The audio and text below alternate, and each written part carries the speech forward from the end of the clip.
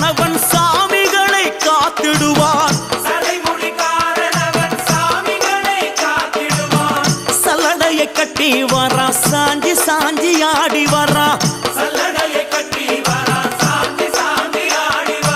எங்க கருப்பசாமி அவர் எங்க கருப்பசாமி.